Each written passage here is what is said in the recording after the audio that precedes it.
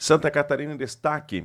Profissionais da educação estão em greve, né, cobrando, segundo eles, o que é de direito, né, a questão principalmente salarial, ali dentro do que já era prometido, segundo os sindicatos que representantes. Ainda ontem, uma professora entrou em contato comigo falando que aqui em Porto União temos também professores que aderiram, portanto, a essa greve de Estado. E, diante disso, fui tentar saber por parte do governo o que o governo está fazendo, né? Certamente já chegou na mesa do governador as questões das negociações com os grevistas da educação. E, segundo aqui a nota divulgada pelo governo do estado, o governo, o título diz assim: o governo aguarda fim da paralisação para retomar as negociações. Por parte do governo, eles querem que primeiro eles deem fim a essa paralisação para aí começar a renegociar. Pelo menos é o que diz aqui o título dessa nota. E a entrevista coletiva que você vai acompanhar agora é com o secretário de Administração, o senhor Vânio Boing.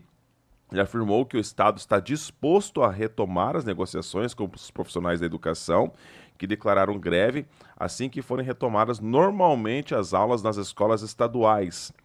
Segundo o secretário, ele recebeu os líderes da categoria na terça-feira e optaram por seguir convocando os servidores para a paralisação, que está tendo sim mais adesão.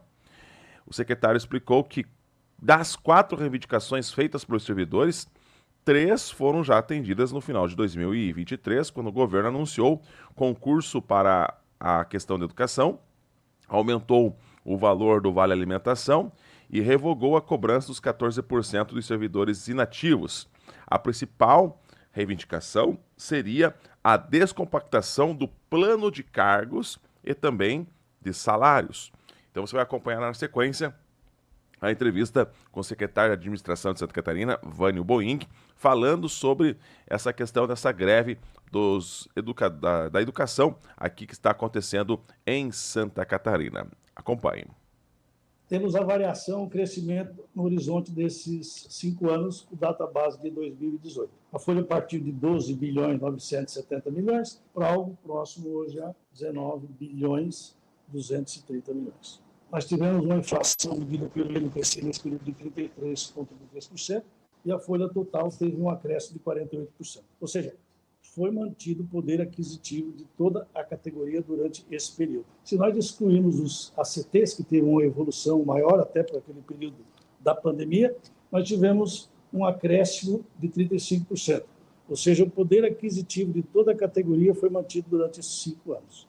E ali nós temos um quadro evolutivo ali de cada categoria. Os inativos subiu de 57 para 62 mil e nós temos um decréscimo dos ativos de 57 para 54 mil e um acréscimo razoável em cima dos ACTs de 31 mil para 45 mil. Basicamente, a maior concentração desse público está na educação. O total de servidores, considerando os ACTs também, 162 mil, compõe a folha do Estado, do Poder Executivo. E aí a gente destacou a educação, que representa um pouco mais de 50% disso.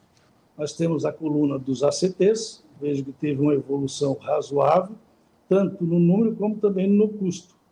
Mas a categoria, vocês vão ver que teve uma remuneração em termos de inflação muito maior do que toda a base. Ou seja, o total da folha bruta do Estado relativo somente à educação teve um crescimento de 65% contra a inflação de 33%. Ou seja, nominalmente quase que o dobro. Se nós excluirmos os ACTs, os servidores inativos e ativos tiveram um crescimento de 50%.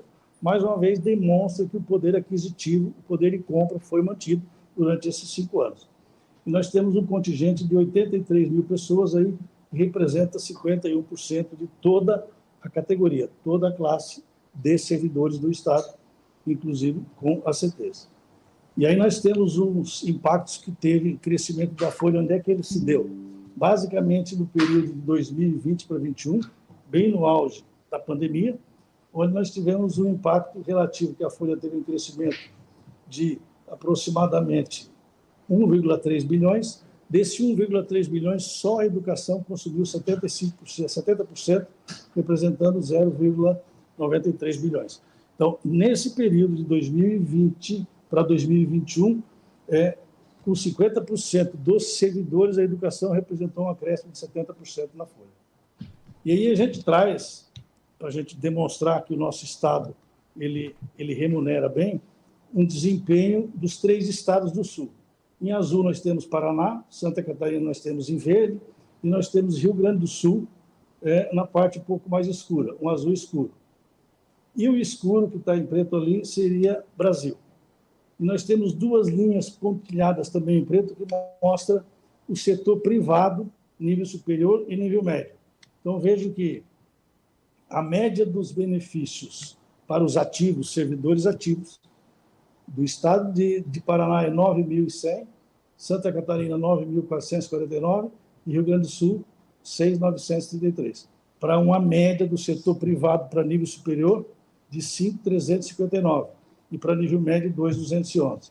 E aí a gente traz a cada coluna ali aposentados, pensionistas e o mínimo regional. Então veja que o estado catarinense, mais uma vez, ele se destaca em relação aos 3 estados do Sul, na média de remuneração, tanto para servidores ativos, como para servidores aposentados e pensionistas, em relação a esses 3 estados do Sul. Basicamente, é isso que a gente trouxe aqui para... E a pauta que a gente teve uma reunião com o Cinti hoje, basicamente, o sindicato, eles estão centrados em 4 aspectos. O principal deles é a descompactuação da tabela. Só que essa descompactuação da tabela, ela vai trazer um impacto financeiro, da forma como o sindicato propõe, de 4,6 bilhões. O Estado hoje já gasta quase metade da arrecadação com a folha, com o funcionalismo. E isso iria exceder em muito o limite legal. Então, por isso que não é possível. O Estado está propondo formar um grupo de estudos para desenvolver um trabalho e apresentar isso que seja feito dentro de uma revisão da política de remuneração do Estado. Isso o governador se propõe a apresentar em, no máximo, 90 dias, um critério que a gente possa colocar isso em prática sem que a gente tenha reflexo no limite de responsabilidade legal. Um outro aspecto do critério da educação que a gente já atendeu no ano passado é o concurso público. No final do ano passado, o governo do Estado aprovou o maior concurso público na educação da história. São 10.000 vagas, sendo 8.000 vagas para professores e 2.000 vagas para atividade meia. Esse concurso está em fase final de implantação, o edital deve sair até final de junho, primeiro semestre para realização no segundo semestre.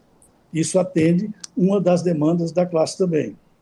Outro aspecto que foi concedido no ano passado foi a revisão do auxílio alimentação, ou seja, estamos saindo de R$ 12,00 para R$ 25,00 em 2 anos. A partir do próximo ano, nós vamos ter o auxílio alimentação em R$ 25,00. Isso tem um crescimento de R$ 250,00 para R$ 550,00. E também a revisão que o Estado fez no ano passado para que pudesse aliviar o peso da alíquota dos 14% para os aposentados e pensionistas, que atingia muito essa classe de professores aposentados e pensionistas. Então, ali, nós esse ano já estamos partindo do piso de 2 salários mínimos, a partir do próximo ano, 2 salários mínimos e meio, e estabiliza em 3 salários mínimos a partir de 2026. Então, basicamente, o Estado vem atendendo todas as questões, todas as demandas, e a descompactação, pelo peso que ela é hoje, em termos de número financeiro, seria impraticável da forma como o sindicato propõe. Entretanto, o Estado tem a sensibilidade de desenvolver uma política de remuneração onde isso está inserido. Então, basicamente, é isso que a gente está colocando em prática. Não existe razão, não existe motivo para essa greve. Nós estávamos tratando desses temas com eles por mais de 2 vezes. Então, a gente pede que as pessoas reflitam e voltem a pensar para que a gente possa negociar e voltar para a mesa de negociação no sentido de que possa evoluir com essas demandas. Que a principal é a descompactação da tabela.